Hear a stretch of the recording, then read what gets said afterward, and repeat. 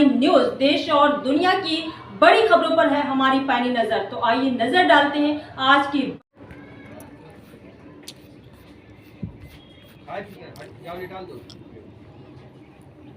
शहर के नगर भवन में जिला स्तरीय कार्यकर्ता सम्मेलन में शामिल होने जदयू के जिला अध्यक्ष रफीगंज के पूर्व विधायक अशोक कुमार सिंह के आमंत्रण पर शनिवार की रात 10 बजे औरंगाबाद के कर्मा गांव रात्रि भोज में पहुंचे मंत्री अशोक चौधरी ने बिहार में बढ़ते अपराध और नबीनगर में अज्ञात अपराधियों के द्वारा व्यापार मंडल के अध्यक्ष संजय सिंह की हुई हत्या मामले में कहा कि इस हत्याकांड में शामिल अपराधी बख्शे नहीं जाएंगे। उन्होंने कहा कि कुछ आपराधिक घटनाएं खासकर व्यापारी ज्वेलरी व्यवसायी के साथ घटी हैं, लेकिन इससे जुड़े कुख्यात अपराधियों पर कार्रवाई भी हुई है और कुछ बड़ी सफलता भी मिली है।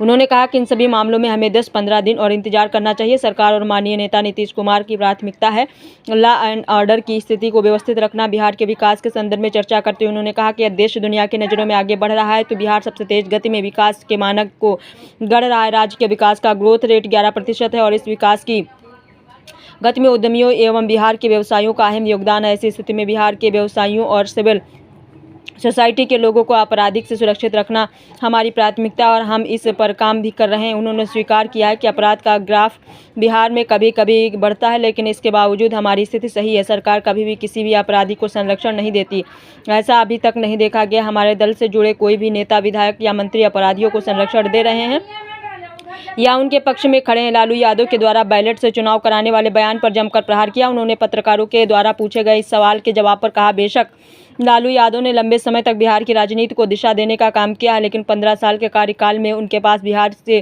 को कोई विकसित राज्य बनाने के लिए कोई परिकल्पना नहीं थी। यानी कि 21वीं सदी में भी विकसित राज्य बनाने की कोई सोच नहीं थी। बिहार में जब उपचुनाव जीतते थे तब ये नहीं कहते कि ईवीएम से बैलेट जाना चाहिए। उन्होंने कहा कि सुप्रीम कोर्ट ने भी बैलेट से चुनाव को रिजेक्ट कर दिया और ईवीएम को पूरी तरह से सेफ माना है।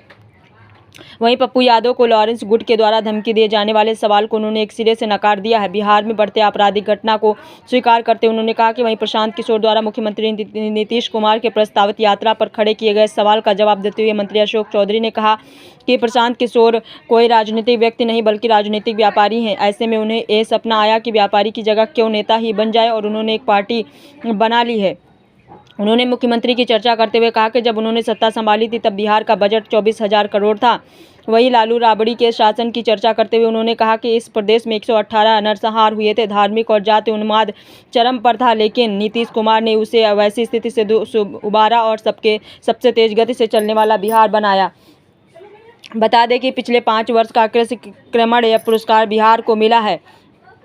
राज्य ने हर क्षेत्र में विकास किया। जब नीतीश कुमार ने बिहार की सत्ता संभाली तब यहाँ 8,000 किलोमीटर पक्की सड़कें थी और यहाँ PMGSY से भारत सरकार की एजेंसी काम करती थी।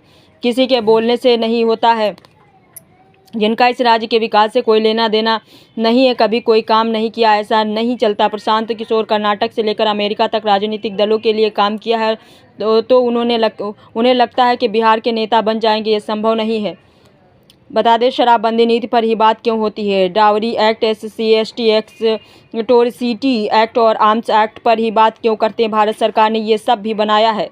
आज भी SC/ST एट्रोसिटी दलित महिलाओं का रेप पूरी देश में सबसे ज़्यादा है, लेकिन मुख्यमंत्री ने इसको लेकर एक प्रयास किया है और इस प्रदेश में उस प्रयास पर काम हो रहा है। जो लोग काम पर विश्वास नहीं करते हुए जेल जा रहे हैं और जो अच्छा कर रहे हैं उन्हें प्रोत्साहित किया जा रहा है। अंत में 2025 के चुनाव पर चर्चा करते हुए उन्होंने कहा कि जब तक नीतीश कुमार जिंदा है तब तक वे बिहार में बड़े भाई की भूमिका में रहेंगे। तो आइए देखते हैं पूरी रिपोर्ट। मांग कर रहे हैं ईवीएम के बदले, इसके बारे में आप क्या कहेंगे? भाभी देखिए, ऐसा है कि लालू प्रसाद यादव जी लंबे समय तक बिहार की राजनीति को दिशा देने का काम किया, लेकिन अब 15 साल के कार्यकाल में उन्होंने बिहार को कोई विकसित राज्य बनाने के लिए उनकी कोई परिकल्पना नहीं थी।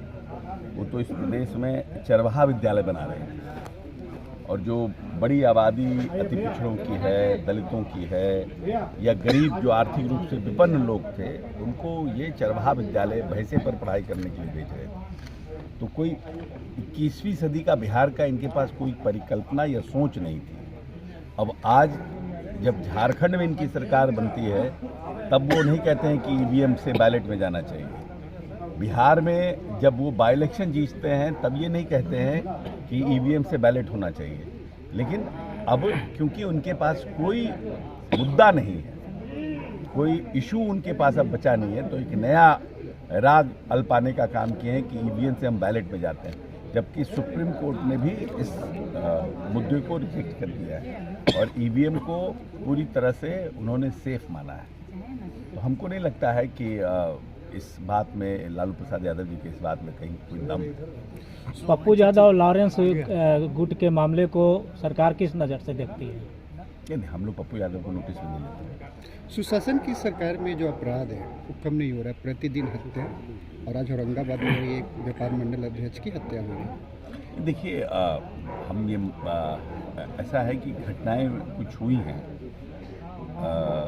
खास करके व्यापारी वर्ग के जो ज्वेलरी सेक्टर में लोग हैं उनके यहाँ कुछ घटनाएं हुई हैं। इधर रिसेंट अगर आप देखिएगा 10-15 दिन में, लेकिन 3-4 लोगों का जो विख्यात अपराधी थे इन पर कार्रवाई भी हुई है और कुछ बड़े अचीवमेंट्स भी हुए हैं। हमको लगता है कि हमें 10-15 दिन और इंतजार करना चाहिए। सरकार और माननीय नेता का यूएसपी है लॉ एंड ऑर्डर, और हम चाहते हैं कि अगर देश पूरी दुनिया में सबसे तेज गति से बढ़ रहा है तो बिहार देश में सबसे तेज गति से बढ़ रहा है। हम 11% के ग्रॉस एनुअल ग्रोथ रेट से बढ़ रहे हैं, तो निश्चित रूप से इसमें व्यापारियों का एक बड़ा योगदान है और इस प्रदेश में व्यापारी सुरक्षित रहें, डॉक्टर, इंजीनियर्स, जो हमारे सिविल सोसाइटी के लोग हैं वो सुरक्षित रहें, ये हमारी प्रायोरिटी है और हम लोग इस पर काम कर रहे हैं। हम समझते हैं कि ठीक है, कभी कभी ग्राफ बढ़ता है, घटता है,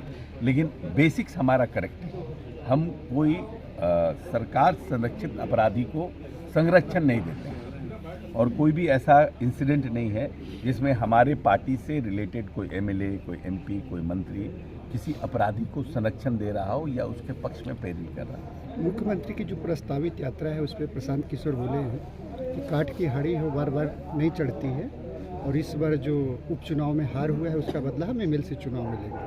क्या कहना है? ऐसा है कि प्रशांत किशोर बेसिकली है व्यापारी और इसको कहा जाता है कि वो कोई आलू के व्यापारी नहीं है, कोई सोना के व्यापारी नहीं है, ये राजनीतिक व्यापारी है। ये राजनीतिक पार्टियों के लिए व्यापार करते हैं, लेकिन कभी सुबह उठ करके उनको सपना आया कि इस व्यापारी क्यों बने, हम क्यों नहीं नेता ही बन जाए, तो उन्होंने इस प्रदेश में पार्टी लॉन्च कर दिया। लेकिन इस बाई इलेक्शन में जनता ने उनको ये एहसास करा दिया है कि उनकी स्थिति क्या है। अब है कि कुछ भी बोलते हैं।